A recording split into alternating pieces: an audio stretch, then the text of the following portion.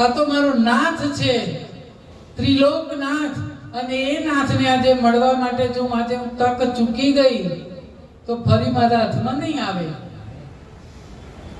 એટલે યમુનાજીએ ડાબા પડખાથી બહાર હાથ કાઢ્યો છે અને ટોપલાને આમ કરીને હાથ માર્યો અને લાલો ઉછળ્યો છે, ઉછળીને જમણા હાથમાં આવ્યો અને યમુના મહારાણીએ ઝીલી લીધો. ચુંબન ઉપર ચુંબન આપે, કિસ કરે, આલિંગન આપે છે, છોડતા નથી. હવે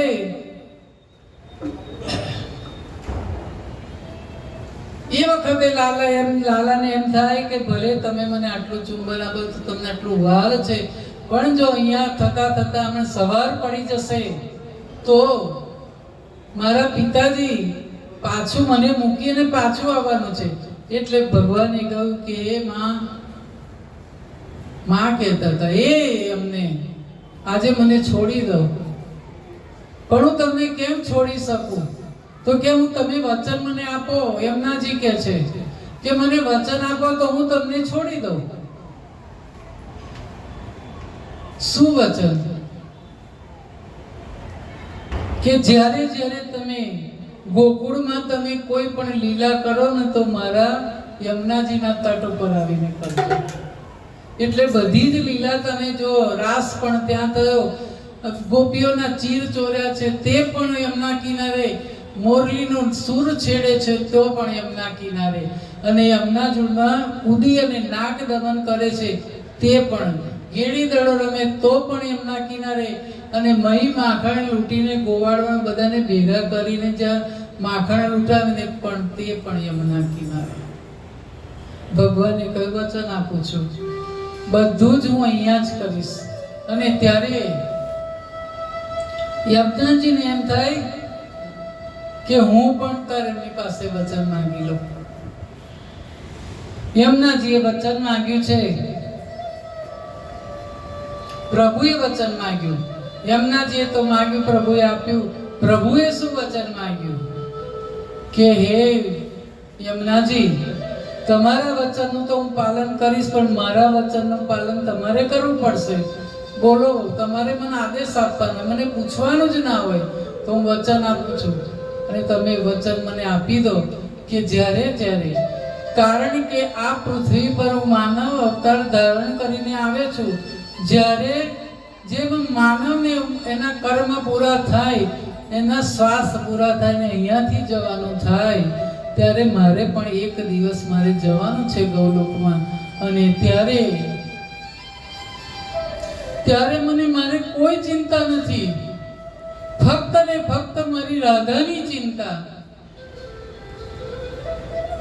અમારા હસમુખભાઈ ટીકુબેનની બહુ ચિંતા કરે, જ્યારે આવે ત્યારે આ જ વાત કે હું મારી ટીકુ માટે આ કરી લઉં, આ કરી લઉં. ભલે એની સાથે મારી જશોદાને મને યાદ આવશે ને તો નંદ બાબા છે એની પાસે, પણ રાધાનું તો કોઈ નથી મારા સિવાય. એટલે વચન આપો કે જ્યારે જ્યારે જરૂર પડે ને ત્યારે તમે, હું તમને સોંપું છું. યમુના મહારાણી કહે કે મારા અહો ભાગ્ય કે તમે મને વચન આપો છો, હું તમને વચન આપું. આપણે બે એકબીજાના વચન પાળવાના છે.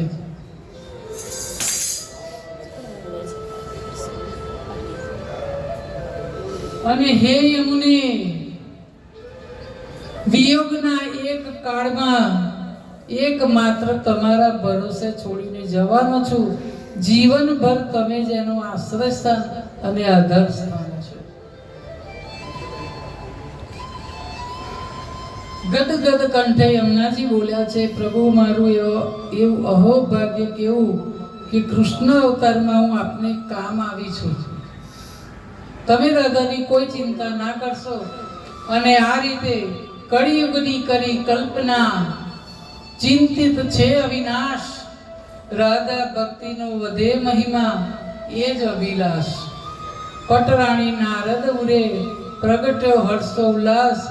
યમુનાજી અરુનાથનો અદ્ભુત પ્રેમ વિશ્વાસ. ભગવાને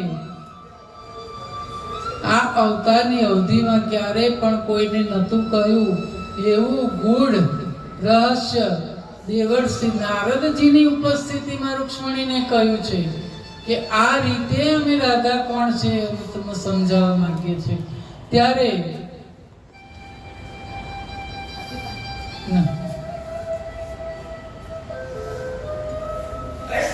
અને આ બંનેના વચનબદ્ધનો પ્રસંગ કેમ કયો કે યમુનાજીએ જીવનભર રાધાજીનો જે સાથ આપ્યો તેમનું રક્ષણ કર્યું.